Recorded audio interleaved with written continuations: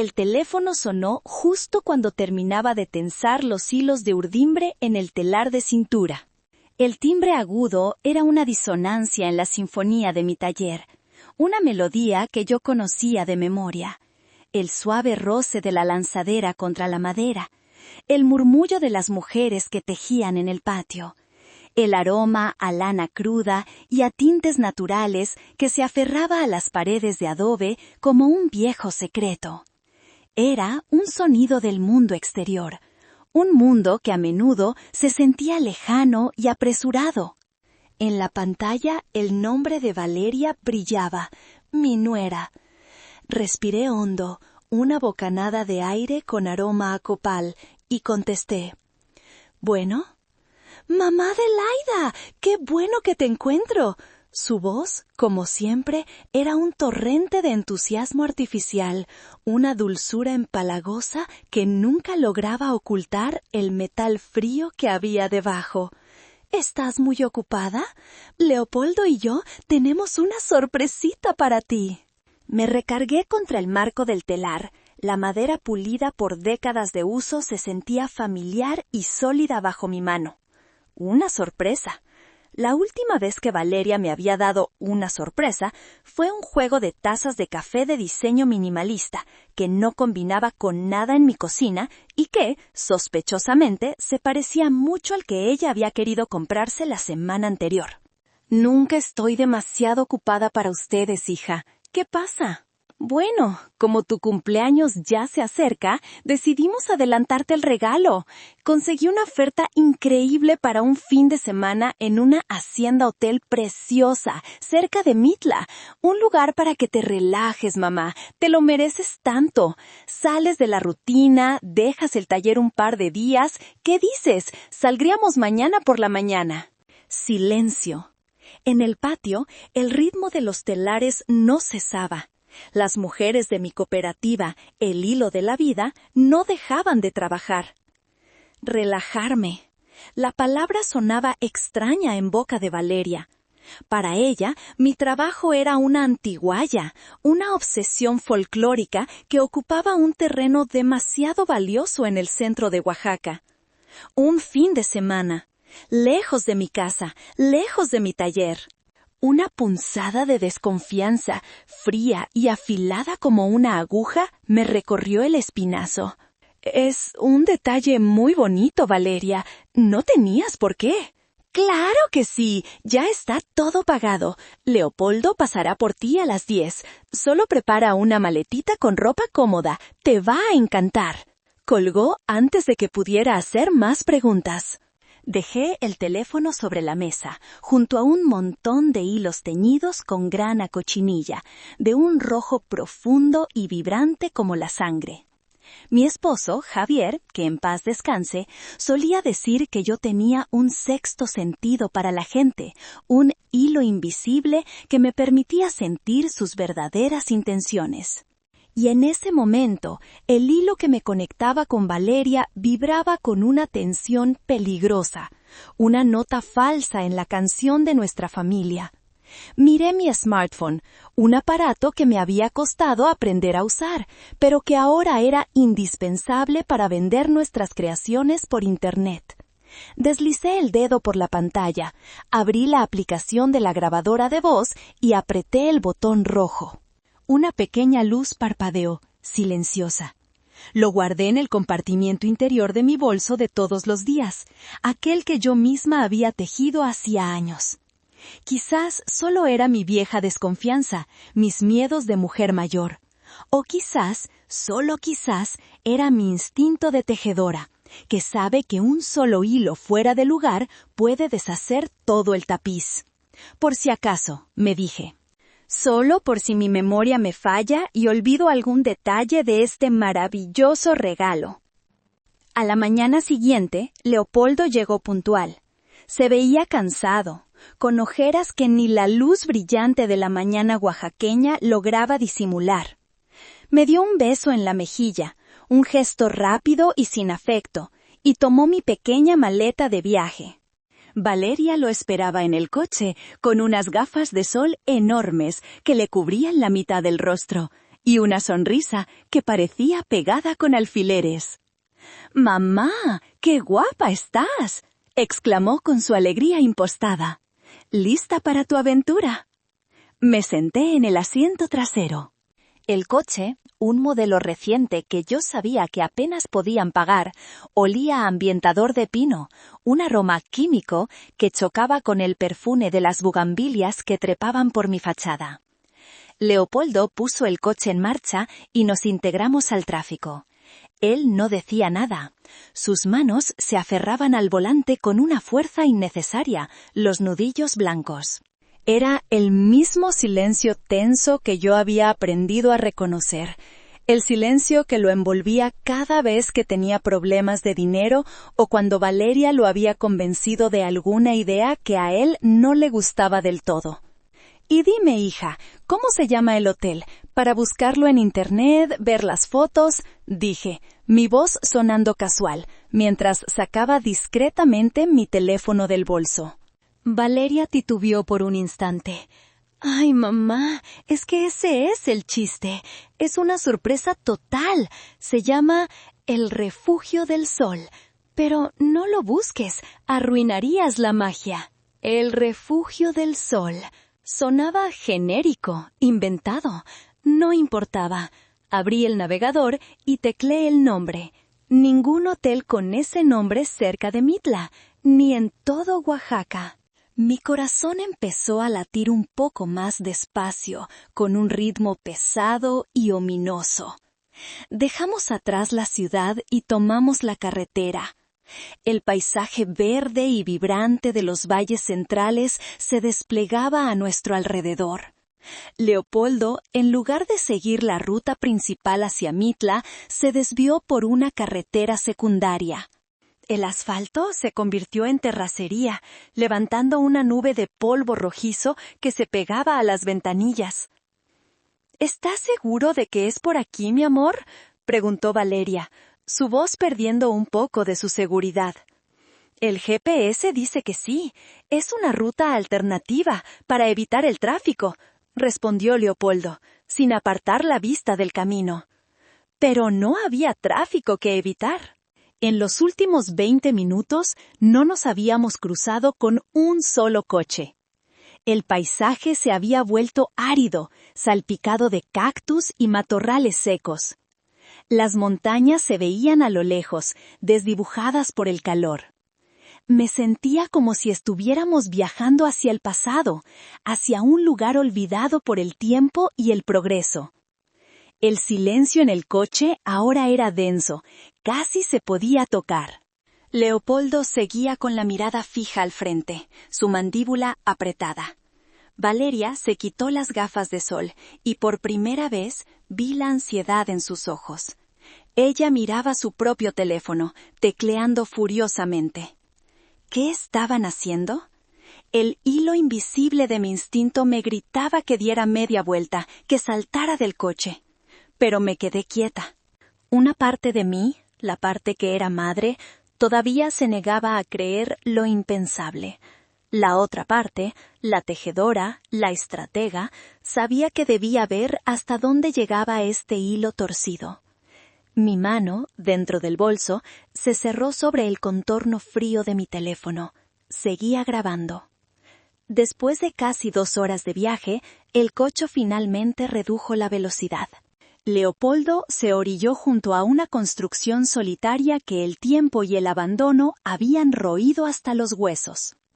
Era una vieja parada de autobús, una de esas que salpican los caminos rurales de México, con el techo de lámina oxidado y las paredes descarapeladas, cubiertas de grafitis ilegibles. Un único banco de cemento, agrietado, ofrecía un descanso poco acogedor. El aire olía a polvo y a hierba seca. «Llegamos», anunció Valeria, con una extraña mezcla de alivio y nerviosismo en su voz. Miré a mi alrededor. No había nada. Ni un hotel, ni una casa, ni un alma. Solo el camino de tierra que se perdía en el horizonte y el zumbido de los insectos bajo el sol abrasador. «¿Aquí?», pregunté, mi voz apenas un susurro. «Sí, mamá». Es que el hotel es muy exclusivo. No está a pie de carretera. El gerente nos recoge aquí. De hecho, miró su reloj con gesto exagerado. Ya se están tardando. Leopoldo y yo nos adelantaremos al pueblito que está a un par de kilómetros para buscarlos y confirmar todo. No tardamos nada. Abrió la puerta y sacó un termo del asiento delantero.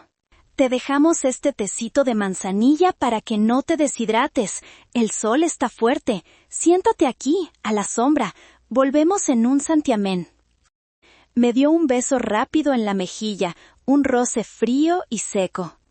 Leopoldo bajó del coche, pero no pudo mirarme a los ojos. Su mirada se clavó en sus zapatos, cubiertos de polvo.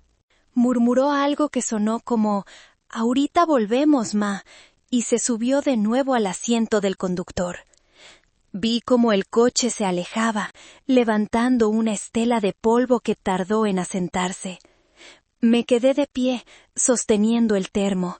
El metal estaba tibio. Me senté en el banco de cemento. La sombra que ofrecía el pequeño techo era escasa. El silencio era absoluto, roto solo por el canto de alguna chicharra solitaria. Pasaron los minutos, se convirtieron en una hora. El sol comenzó a descender, tiñendo el cielo de naranjas y morados. La promesa de un santiamén se había disuelto en el aire caliente de la tarde. Un autobús, viejo y ruidoso, apareció en la lejanía. Se detuvo con un chirrido de frenos. No subió ni bajó nadie, y continuó su camino, dejándome de nuevo en la más completa soledad. Era el último del día. Lo sabía porque mi padre, en sus últimos años, había tomado esa misma ruta para visitar a sus hermanos. Fue entonces cuando lo entendí. No había ningún hotel, no había ningún gerente, no había ningún regalo de cumpleaños. Esto era el regalo, el abandono, la prueba, dejar a la vieja en medio de la nada para ver qué hacía, para ver si se perdía, si se confundía, si se desesperaba, para poder decir después, «Ven, se los dijimos, su mente ya no está bien». El frío no venía del viento que empezaba a soplar al caer la noche, venía de adentro, un hielo que me recorría las venas. Pero no sentí pánico, ni siquiera sentí ganas de llorar. Lo que sentí fue una claridad terrible, una lucidez afilada y dolorosa. El tapiz que había sido mi familia se había deshecho frente a mis ojos, y ahora veía cada hilo podrido, cada nudo mal hecho, cada color falso. El juego había comenzado. Y aunque ellos habían movido la primera pieza, yo no pensaba ser un simple peón en su tablero. La oscuridad se apoderó del paisaje. El cielo se llenó de estrellas, indiferentes y lejanas. El frío se hizo más intenso. Sentada en aquel banco de cemento, con el termo de té intacto a mi lado, abrí las puertas de mi propio museo personal. El museo de las pequeñas heridas, de las traiciones sutiles, de las advertencias ignoradas. Cada recuerdo era una pieza en exhibición, iluminada por la cruda luz de lo que acababa de suceder. La primera sala de mi museo estaba dedicada a mi nuera, Valeria. La pieza central era un recuerdo de hacía poco más de un año. Ella había insistido en ayudarme a modernizar la oficina del taller. «Mamá, tienes todo en papeles, es un caos». «Déjame digitalizar lo más importante», había dicho con su habitual energía avasalladora. Durante una semana la vi escanear documentos, crear carpetas en una computadora nueva que ella misma trajo. Yo, en mi ingenua confianza, la dejé hacer. 2 semanas después, cuando buscaba las escrituras originales de la casa y el taller para un trámite municipal, no las encontré. Valeria puso cara de angustia. ¡Qué raro! Yo juraría que las escaneé y las guardé en la caja fuerte. A lo mejor tú las cambiaste de lugar y no te acuerdas, mamá. Últimamente andas un poco olvidadiza. La semilla de la duda, plantada con una sonrisa. Nunca volvieron a aparecer. Caminé mentalmente a la siguiente exhibición, la sala de las cenas familiares. La pieza principal era la última Navidad. Estaba toda la familia, incluyendo a mi cuñada, tía Genoveva, que siempre había tenido una lengua afilada. En medio de la cena, Valeria contó una anécdota graciosa sobre cómo yo había ido al mercado a comprar ingredientes para el mole y había olvidado el chile ancho, el ingrediente principal. «¡Ay, mamá Adelaida, qué haríamos sin ti!», dijo riendo, pero luego intercambió una mirada cargada de falsa preocupación con Genoveva. «Tenemos que cuidarla más, se le van las cosas». Vi cómo mi cuñada asentía, con los ojos llenos de una compasión que olía a chisme. Me sentí como un insecto bajo un microscopio, cada uno de mis pequeños errores magnificado y exhibido como prueba de mi decadencia.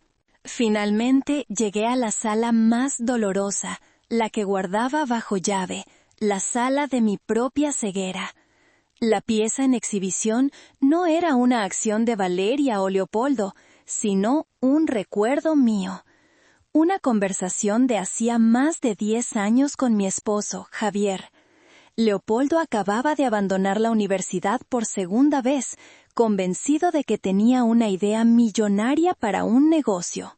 Javier, con su calma y su sabiduría, me había dicho una noche: «Ese muchacho tiene el corazón blando y la voluntad débil, Adelaida. Valeria lo maneja como a un títere. Tienes que enseñarle a ser fuerte, a ser responsable. No lo protejas tanto». ¿Y yo? ¿Qué le respondí? Me ofendí. «Es solo un joven, Javier. Necesita nuestro apoyo, no nuestras críticas. Es nuestro hijo». Defendí a Leopoldo. Me puse una venda en los ojos y seguí dándole dinero, resolviendo sus problemas, protegiéndolo de las consecuencias de sus actos. Ese recuerdo era la pieza más pesada de todo el museo.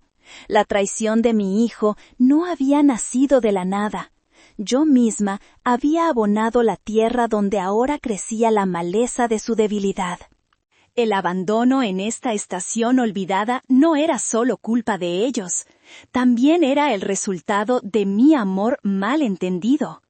Y esa noche, bajo las estrellas mudas, entendí que para recuperar mi vida, primero tenía que perdonarme a mí misma por haber permitido que las cosas llegaran tan lejos. La actuación tendría que ser impecable y mi determinación más fuerte que el mejor de mis hilos. El frío empezaba a calar en mis huesos. Me levanté y empecé a caminar por el borde de la carretera, en dirección a unas luces débiles que parpadeaban en la distancia. No tenía un plan, solo la certeza de que no podía quedarme quieta, no podía ser la víctima que ellos esperaban encontrar. Cada paso era una pequeña rebelión. Mis guaraches levantaban un polvo fino que se pegaba a mis tobillos. Después de lo que pareció una eternidad, el sonido de un motor se acercó por mi espalda. Un par de faros iluminaron mi figura, proyectando una larga sombra sobre el camino. Me hice a un lado, esperando que el vehículo pasara de largo, pero el motor redujo su velocidad y se detuvo a mi lado. Era una camioneta vieja, de esas que parecen sostenidas por la pura costumbre. La ventanilla del pasajero bajó con un chirrido. «Señora, ¿está todo bien? Es muy tarde para andar por estos caminos». La voz era grave y familiar, aunque no pude reconocerla de inmediato. Me acerqué con cautela. El hombre que conducía era mayor, con el rostro surcado de arrugas y una mirada amable y preocupada. Llevaba un sombrero de paja gastado. «¿Adelaida? ¿Es usted Adelaida de los textiles?», dijo, entrecerrando los ojos para verme mejor en la oscuridad. Me quedé helada. «¿Anselmo? ¿Don Anselmo?» Era él, Anselmo, el mejor amigo de mi difunto esposo. Habían trabajado juntos en la línea de autobuses durante 30 años antes de que yo convenciera a Javier de dedicarse por completo al taller. No lo había visto en años, desde el funeral de mi marido. «Por el amor de Dios, Adelaida, ¿qué demonios hace aquí, en medio de la nada?», dijo, su voz cargada de una incredulidad genuina. Abrió la puerta del copiloto. «Suba, suba, se va a congelar». Subí a la camioneta. El interior olía a campo, a tierra y a tabaco. Me sentía a salvo por primera vez en muchas horas. Mi coche se descompuso más atrás. Mentí, la excusa saliendo de mis labios casi por instinto. Mi hijo venía a buscarme, pero creo que se perdió. Anselmo frunció el ceño. Conocía esas carreteras como la palma de su mano. «No hay nada por aquí en kilómetros, Adelaida, salvo el rancho de mi hermano, de donde vengo yo. Este camino no lleva a ningún lado». No insistí. Él tampoco hizo más preguntas. Vio mi rostro, mi ropa cubierta de polvo, y supo que había algo más, algo que yo no estaba lista para contar. Condujo en silencio hasta que llegamos a un pequeño pueblo de casas bajas y calles empedradas. Se detuvo frente a una puerta de madera pintada de azul.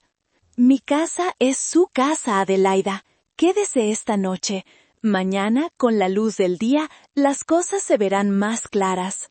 Su esposa, una mujercita menuda y de sonrisa dulce, llamada Elodia, me recibió con un abrazo y una taza de chocolate caliente que me supo a gloria. No hicieron preguntas, solo me ofrecieron calor, comida y una cama limpia. Esa noche, mientras me acurrucaba bajo una pesada cobija de lana, entendí que, aunque mi familia me había fallado, la comunidad, los lazos forjados por años de respeto y amistad, esos hilos eran más fuertes de lo que yo pensaba.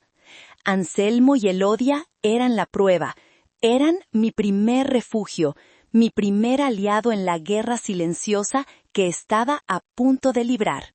A la mañana siguiente me desperté con el canto de los gallos.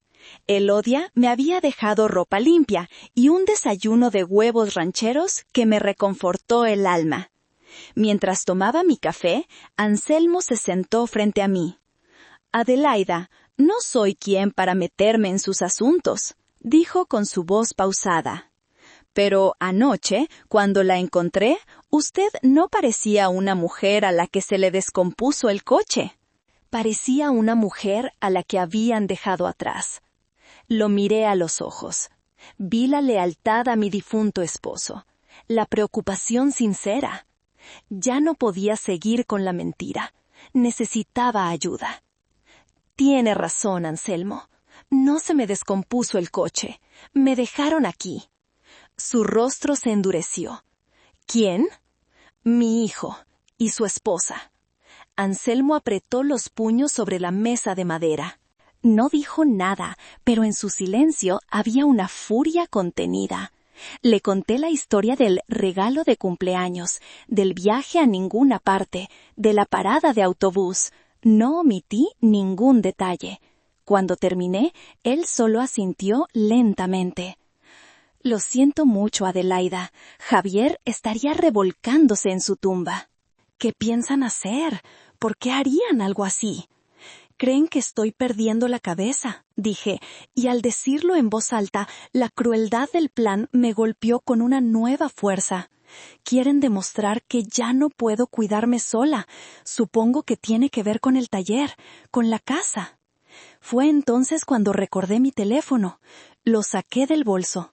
La batería estaba casi agotada, pero todavía funcionaba. Primero abrí la grabadora. Allí estaba el archivo de audio del día anterior, más de 2 horas de grabación, el viaje en coche, las mentiras de Valeria, el silencio culpable de Leopoldo. Era una prueba, sí, pero una prueba circunstancial, de intenciones. Necesitaba algo más sólido. Con el corazón en un puño, abrí la aplicación de mi banco. Había aprendido a usarla para gestionar los pagos de los proveedores y las ventas en línea. Mis manos temblaban un poco. Me desplacé por la pantalla principal de la cuenta empresarial de El Hilo de la Vida. Y entonces lo vi. En la sección de actividad reciente había una notificación que no estaba allí la semana pasada. Fecha: hace 3 días. Se ha concedido acceso como usuario secundario a Valeria Ramírez. Sentí como si el suelo se abriera bajo mis pies. Se me secó la boca. No era una sospecha, no era una paranoia de vieja. Era un hecho. Habían actuado a mis espaldas. Para añadir un usuario a una cuenta empresarial se necesitaba mi firma, mi autorización. Leopoldo, cuyo nombre todavía figuraba como socio minoritario en algunos documentos antiguos, debió haber ido al banco con algún pretexto, con algún documento falsificado. Valeria no solo había planeado la prueba psicológica del abandono, ya había empezado a mover los hilos para tomar el control financiero. Le mostré la pantalla a Anselmo. Él se ajustó las gafas para leer. Su rostro pasó de la ira a una seriedad sombría. Esto es un delito, Adelaida. Esto no es un simple problema familiar. Asentí, sintiendo una extraña calma apoderarse de mí. El dolor seguía ahí, pero ahora estaba cubierto por una capa de hielo. La duda se había evaporado. Ya no había espacio para la compasión o la esperanza de que fuera un malentendido. Era un ataque deliberado y calculado. Era la guerra, y yo acababa de encontrar el arma que necesitaba para defenderme. Era la gota que derramaba el vaso, el punto de no retorno. Ya no se trataba de salvar mi relación con mi hijo, se trataba de salvarme a mí misma. Necesito un abogado, dije, mi voz firme sin un ápice de vacilación. Anselmo asintió. Conozco a alguien. Bueno, mi sobrina conoce a alguien, una abogada de la ciudad. Dicen que es dura como una roca y más lista que un coyote, especialista en temas de herencias y fraudes familiares. Me dio el número. Antes de llamar, miré a Anselmo. Anselmo, necesito pedirle un favor muy grande. ¿Podría guardar esto por mí? Saqué la pequeña tarjeta de memoria de mi teléfono y se la entregué. En ella había copiado el archivo de audio. Esta es una copia de la grabación. Y necesito que usted sea mi testigo. Usted me encontró. Usted sabe dónde y cómo.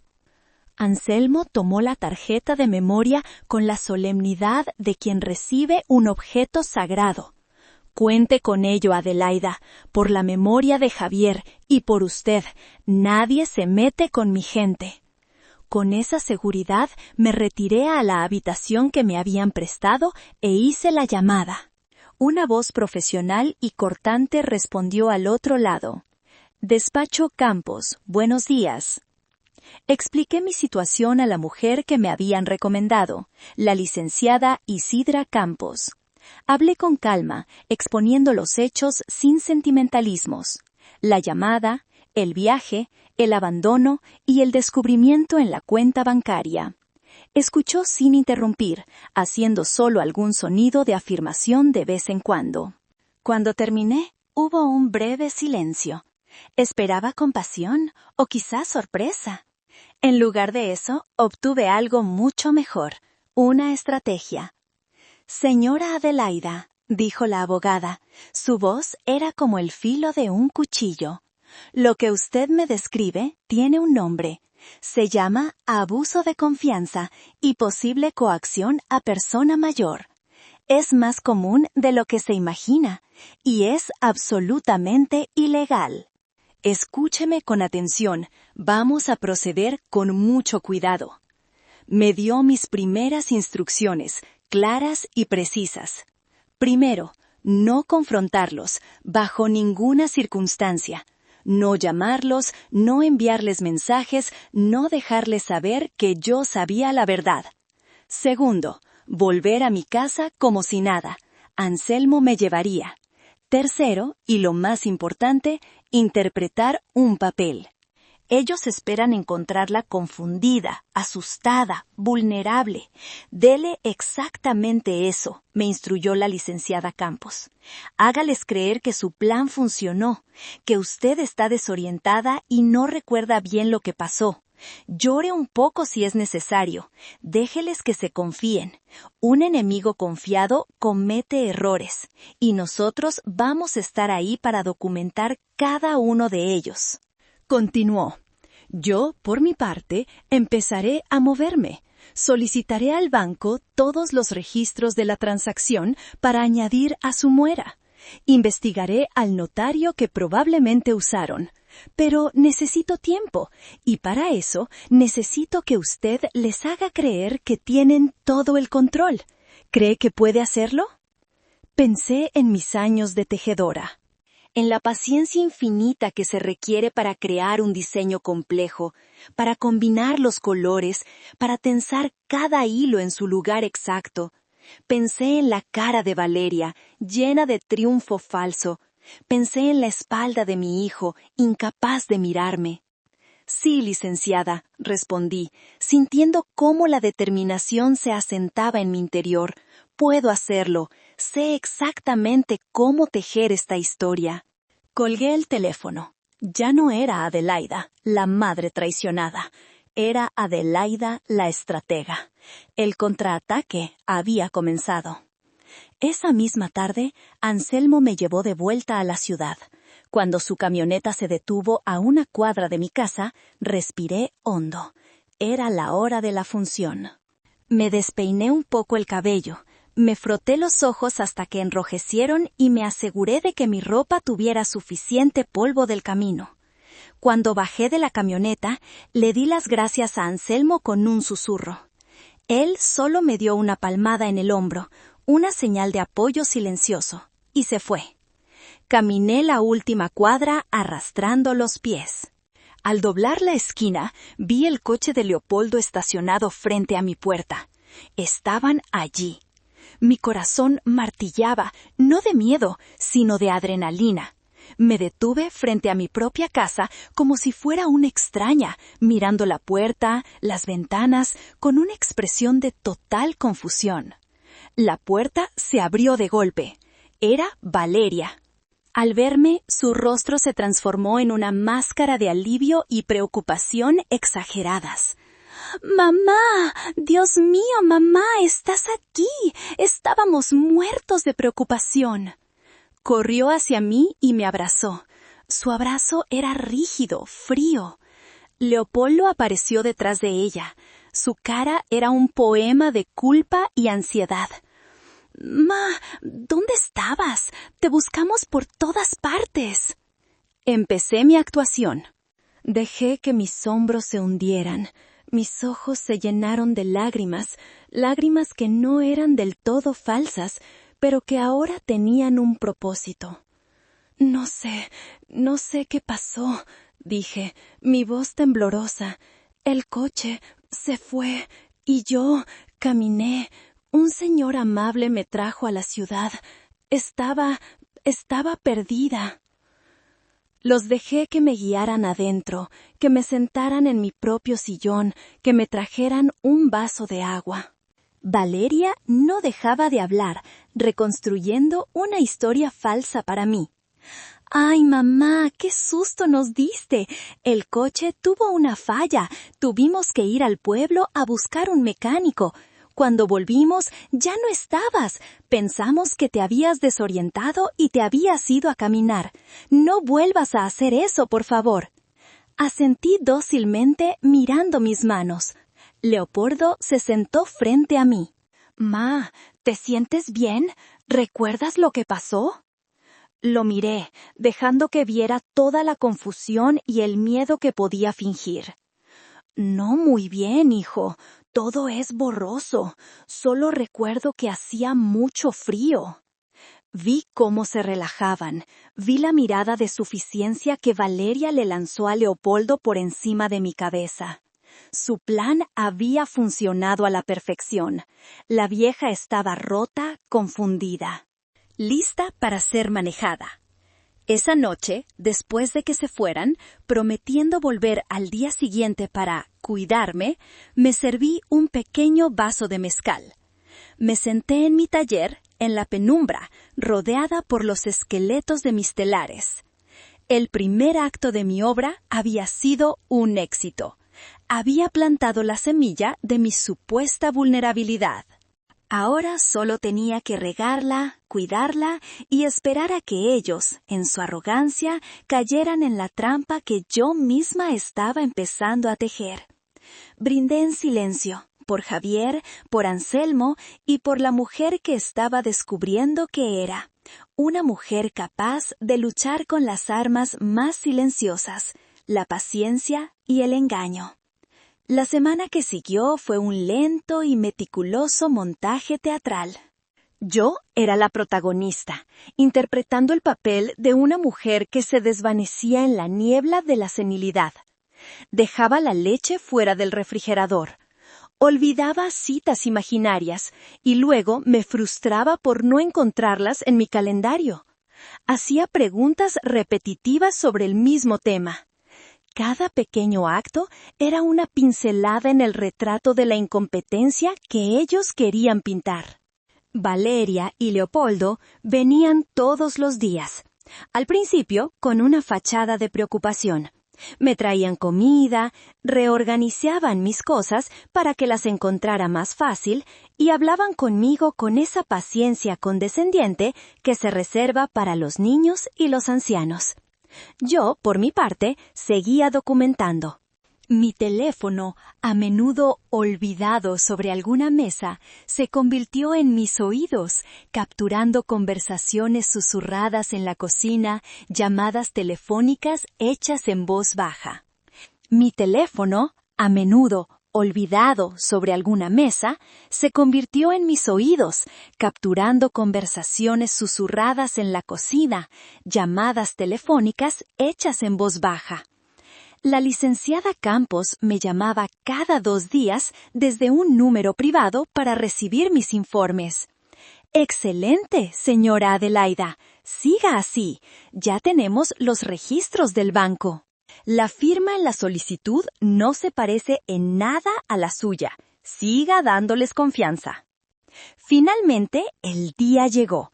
Valeria me lo anunció con un tono solemne, como si me estuviera concediendo un gran honor. «Mamá, Leopoldo y yo hemos estado pensando.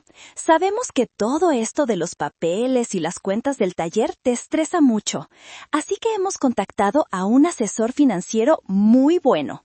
Vendrá mañana por la tarde, solo para platicar, para ver cómo podemos simplificarte las cosas, para que tú solo te dediques a tejer y a descansar». El asesor financiero. Sabía perfectamente lo que eso significaba. Era el momento de la estocada final. Era el notario, el poder notarial, el documento que les daría el control absoluto. «Ay, hija, no sé. Tantos papeles me confunden», respondí, con un suspiro tembloroso. «No te preocupes, mamá. Nosotros nos encargamos de todo. Tú solo confía en nosotros». Al día siguiente me preparé. Vestí un huipil sencillo y me recogí el cabello en una trenza. Parecía la imagen misma de la abuela oaxaqueña, tradicional e inofensiva. Pero bajo mi ropa, mi corazón latía con la precisión de un metrónomo. Había hablado con la licenciada Campos y con don Anselmo. Todo estaba en su lugar. A las 4 en punto llegaron Leopoldo, Valeria y un hombrecillo de traje gris y maletín de cuero, el asesor. Tenía una sonrisa untuosa y unos ojos pequeños y evasivos. Nos sentamos en la sala. El hombre abrió su maletín y sacó una pila de documentos. Empezó a hablar con una jerga legal y financiera que, según ellos, yo no entendería. Habló de optimizar activos, gestión fiduciaria y planificación sucesoria. Finalmente, Valeria lo interrumpió con delicadeza. «En resumen, mamá, lo que el licenciado sugiere es que firmes un poder notarial». Es solo un papelito para que Leopoldo y yo podamos ayudarte con los pagos, las decisiones del negocio, cosas que ya te cansan. Es por tu bien, para protegerte. Deslizó un documento sobre la mesa de centro. En la parte superior, en letras negritas, se leía: Poder Notarial General para pleitos y cobranzas, actos de administración y actos de dominio. El control total, la rendición incondicional. Miré el papel. Luego los miré a ellos, a mi hijo, que no se atrevía a levantar la vista del suelo, a mi nuera, cuyo rostro era una máscara de compasión, al notario, que me sonreía como un lobo a punto de devorar a su presa. La emboscada estaba servida. Era mi turno de mover. Tomé el bolígrafo que el notario me ofrecía. Mis dedos temblaban, pero no por miedo, sino por la tensión acumulada. Acerqué la punta del bolígrafo al papel, justo encima de la línea punteada donde debía ir mi firma. Me detuve. Levanté la vista, mis ojos buscando los de mi hijo. Por primera vez en toda la reunión, él me sostuvo la mirada. Vi un destello de algo. ¿Arrepentimiento? ¿Duda? Ya no importaba. «Es que todo esto es tan complicado», dije, mi voz sonando frágil y quebradiza. Mi cabeza ya no funciona como antes. A veces se me olvidan las cosas que me dicen. Menos mal que ahora todo se puede grabar. Dejé el bolígrafo sobre la mesa y, con un movimiento lento y deliberado, saqué mi smartphone del bolsillo de mi delantal. Mis manos, que conocían la tensión exacta de cada hilo del telar, ahora se movían con una precisión quirúrgica sobre la pantalla táctil. Valeria forzó una sonrisa. «¿Qué haces, mamá?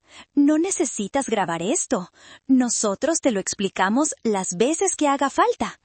«No, no es esto», respondí, sin mirarla. «Es para recordar otras cosas. Por ejemplo, a veces dejo el teléfono en la sala cuando voy a la cocina y se me olvida, y graba cosas sin querer, conversaciones. Es curioso lo que uno puede llegar a escuchar». Sus ojos se abrieron un poco más.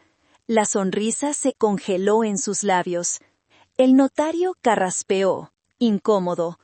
Leopoldo se puso rígido como una estatua. Encontré el archivo que buscaba. No era la grabación del viaje. Esa era para después. Era una mucho más reciente, de hacía apenas 2 días. La había conseguido dejando, accidentalmente, mi teléfono sobre la credencia del comedor mientras ellos creían que yo estaba tomando una siesta. Apreté reproducir. El silencio de la sala fue roto por la voz de Valeria, clara y metálica, saliendo del pequeño altavoz del teléfono. Se lo tragó todo, Leopoldo, completamente. Cree que estamos preocupados por ella. La actuación de hija devota me va a dar un premio. Se escuchó un suspiro, la voz de mi hijo. No me gusta esto, Valeria. Es nuestra madre. ¿Y no te gustan las deudas? ¿No te gusta que el banco nos llame 3 veces al día? La voz de Valeria era dura, impaciente. Escúchame, el notario ya está arreglado. En cuanto firme ese poder, lo primero que haré el lunes será llamar a los de la inmobiliaria. El terreno del taller vale una fortuna. Con eso pagamos todo y nos queda para empezar de nuevo. Es un simple negocio, Leopoldo. Ella ni se va a enterar. Para cuando reaccione, si es que reacciona, ya será muy tarde. El color había desaparecido del rostro de Leopoldo. Estaba blanco como el papel. El notario miraba fijamente su maletín, como si deseara poder desaparecer dentro de él. Valeria fue la primera en reaccionar. Se rió, una risa nerviosa y estridente. «Pero bueno, ¿qué es esta tontería? Eso está sacado de contexto. Es una violación a nuestra privacidad». ¿Tan fuera de contexto como dejar a tu suegra en una carretera desierta para probar su demencia? Pregunté. Mi voz ya no era frágil, era tranquila, sólida, pesada, como una piedra de río. La máscara de Valeria se resquebrajó, su rostro se contrajo en una mueca de pura furia. «Usted no sabe lo que dice, vieja loca». Al contrario, dije, poniéndome de pie lentamente. Por primera vez en mucho tiempo, sé exactamente lo que digo y lo que hago. Justo en el clímax de la tensión, cuando la furia de Valeria parecía a punto de estallar, sonó el timbre de la puerta. Un sonido claro y civilizado que cortó la atmósfera viciada de la sala como un cuchillo. Todos nos quedamos inmóviles. Nadie esperaba a nadie. «Yo abro», dije con una calma que los descolocó por completo. Caminé hacia la puerta con paso firme. Al abrirla, me encontré con la figura robusta y familiar de don Anselmo. Llevaba su sombrero de siempre y una expresión seria. Detrás de él, una mujer que nunca habían visto. Era alta, vestida con un traje sastre impecable de color gris oscuro. Su cabello estaba recogido en un moño severo y sus ojos, detrás de unas gafas de montura fina, eran inteligentes y fríos. Era la licenciada Isidra Campos. «Adelante», dije, haciéndome a un lado. Entraron en la sala. La presencia de los recién llegados cambió por completo la dinámica del poder. Valeria, Leopoldo y el notario los miraron con una mezcla de confusión y alarma. «¿Quiénes son ustedes?», espetó Valeria. «Esta es una reunión privada». La licenciada Campos ignoró a Valeria por completo. Sus ojos recorrieron la escena, los papeles sobre la mesa, el rostro pálido de Leopoldo, la furia impotente de Valeria y la figura temblorosa del notario. Luego, su mirada se posó en mí y me dedicó un casi imperceptible asentimiento de cabeza. «Mi nombre es Isidra Campos», dijo, su voz llenando la habitación, clara y autoritaria. «Soy la representante legal de la señora Adelaida Martínez. Y usted», dijo, dirigiéndose directamente al notario, «debe ser el señor Hinojosa. Tenemos mucho de qué hablar». Colocó su propio maletín sobre una mesa, lo abrió con un clic preciso y sacó una carpeta voluminosa. «Señora Adelaida», continuó, ahora hablándome a mí, pero asegurándose de que todos la oyeran. «Como le informé, el banco nos ha confirmado que la firma utilizada para autorizar a la señora Valeria Ramírez en su cuenta empresarial es una falsificación. Ya hemos iniciado el procedimiento legal correspondiente». Leopoldo emitió un sonido ahogado, como si le hubieran dado un puñetazo en el estómago. Además, la abogada sacó un segundo documento. «Aquí tengo una orden de restricción solicitada por mi clienta en contra de los señores Leopoldo y Valeria. A partir de este momento, tienen prohibido acercarse a la señora Adelaida, a su domicilio o a su lugar de trabajo». La cara de Valeria era una máscara de incredulidad. «¿Qué?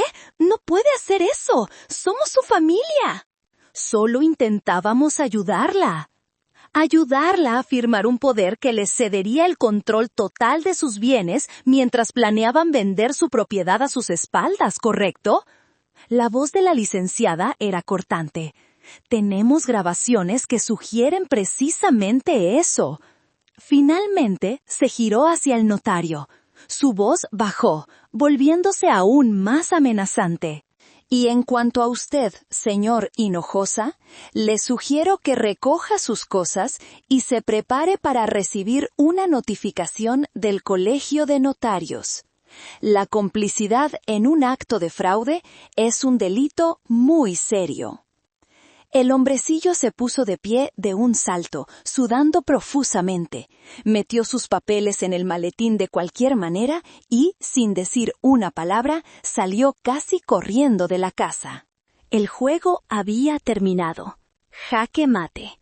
Valeria me miraba con un odio puro, despojado de cualquier artificio. Leopoldo tenía la cabeza entre las manos, su cuerpo sacudido por sollozos silenciosos. Don Anselmo, de pie junto a la puerta, observaba la escena con la expresión grave de un juez. Yo no sentía triunfo, solo un vacío inmenso y una tristeza profunda. Había ganado, sí, pero el precio había sido mi familia.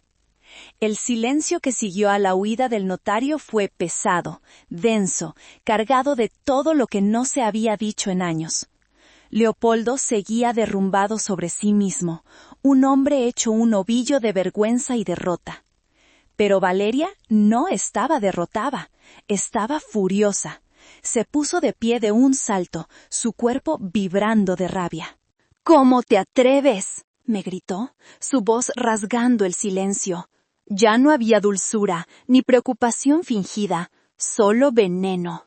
Después de todo lo que hemos hecho por ti, te cuidamos, nos preocupamos por tu salud, intentamos poner orden en tu vida caótica, y así nos pagas con abogados y trucos sucios.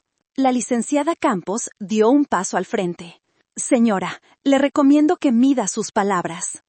Valeria la ignoró, sus ojos fijos en mí. Siempre ha sido así, la gran matriarca, la artista intocable, mirándonos a todos por encima del hombro desde tu estúpido taller, aferrada a tus trapos viejos como si fueran olo, mientras tu propio hijo se ahogaba en deudas. Nunca quisiste ayudarlo de verdad, solo querías controlarlo todo. Cada palabra era una piedra lanzada con la intención de herir, pero las piedras ya no me alcanzaban. La armadura que había tejido con la verdad y la determinación era demasiado fuerte. Yo le ofrecí a Leopoldo un lugar en el taller, un trabajo honesto.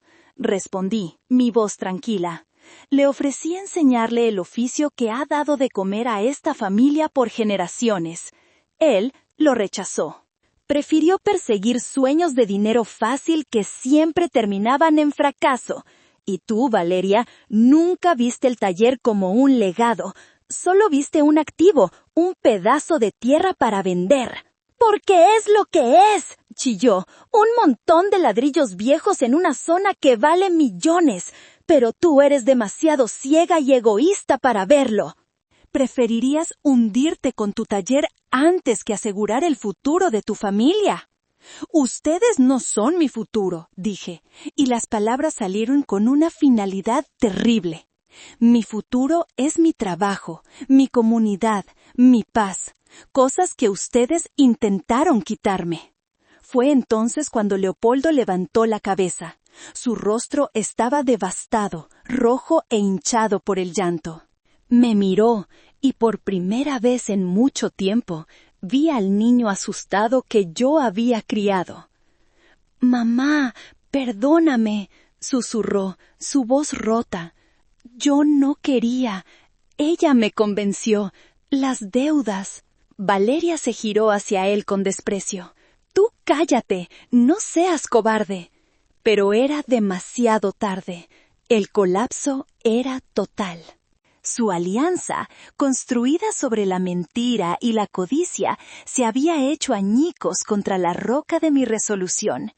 Ya no eran un equipo, eran solo dos personas desesperadas, señalándose el uno al otro en medio de los escombros de su propio plan fallido.